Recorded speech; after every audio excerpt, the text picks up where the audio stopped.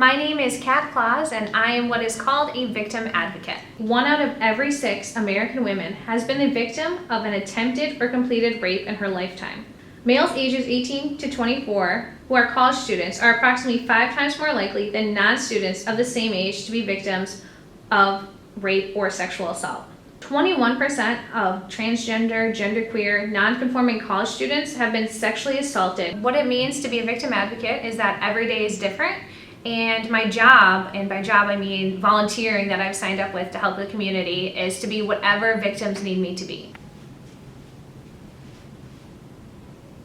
I had this impression in media that sexual assault happens to weak women, that it was something that I brought upon myself, and I didn't have any examples to live up to of what the healing process looks like after.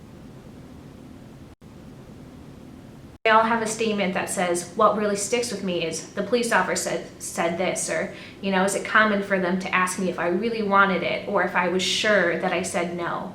Did I say no loud enough? And it causes a cycle of a lot of victims to have shame and self-hatred because police officers put more doubt into their minds. What goes on in the judicial system as it relates to sexual assault survivors is no less than a crime in itself. I think that they often ignore sexual assault victims, and the DA, the district attorney, might not be willing to bring forward charges. I think that sexual assault are some of the, first of all, most underreported crimes, and second of all, the crimes that are taken the least seriously in our judicial system. The Me Too movement is something that I would like to call a cultural awareness movement, or a social justice movement, it's sometimes called.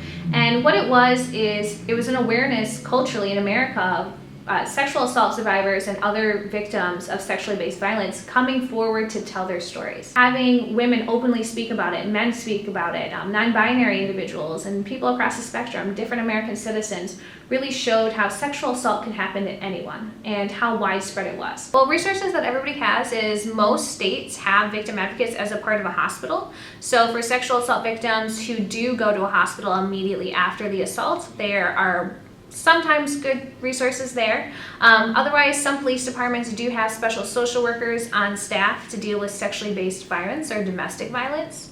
And thirdly, most states do have free legal clinic for survivors of sexual assault or human trafficking.